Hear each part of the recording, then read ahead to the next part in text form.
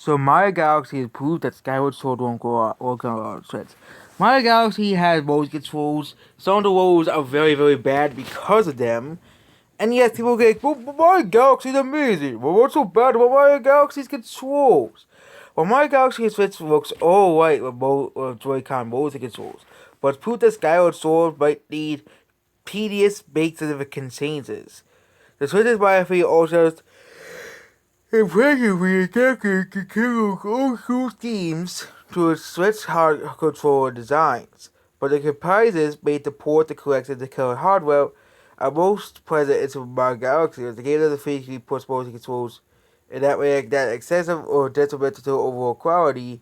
Mario Galaxy was designed by on the Wii remote, and putting it on the Switch makes it feel slightly awkward. Or it did on the Wii, so its performance is passable as casting considered Zelda on a heavily rumored Zelda Skyward Sword remake, or remaster, or whatever. Mario Galaxy Skyward Sword released for the Wii and took advantage of the unique capabilities. Players could use the Wii remote's pointer to easily correct Mario Galaxy's style bits. Well, of course, they could easily just get rid of, motion controls altogether by adding, touch controls or something like that. Make it much more interesting, unique version. But yeah, but that was only with the, and of course, make the motion controls only for the non-handheld version. But by hovering the cursor over them, which is a right use of motion controls that translates relatively well on the Switch. Still, without the recesses power of the Switch port, developers had no choice but to cut because of the gyro-based aiming, which constantly needs to be recalibrated playing in handheld mode or Switch Lite. The player needs to use a touchscreen instead, which is a decent workaround, but forces players to move their hand from the Joy-Con, which makes it awkward and clumsy experience. With a few other words, it's for Galaxy 2 that relies heavily on motion controls. Skyward Sword's motion controls are present throughout the whole game.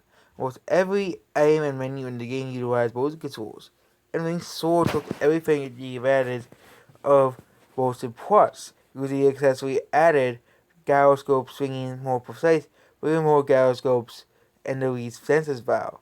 Many players felt like they needed to recalibrate Skyward Sword's controls to multiple play-side accesses. As mentioned previously, the Switch by Galaxy's voice controls did be recalibrated many times in level 2, and those controls are simplistic and compared to the ones on Skyward Sword. Skyward Sword's Wii controls were already a pain, so large the precision to the Mario Galaxy Sword could lead to a frustrating and unfair death that ultimately harmed the quality of games.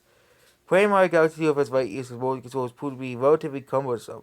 The fact that Skyward Sword would be nearly impossible to play, Joy-Con gyros will be more easily emulated to gyro-based things than Galaxy's pointer-based controlling, but they would solve the potential handheld mode problems. Galaxy's handheld touchscreens would have been tedious at best than rings, weapons, or items.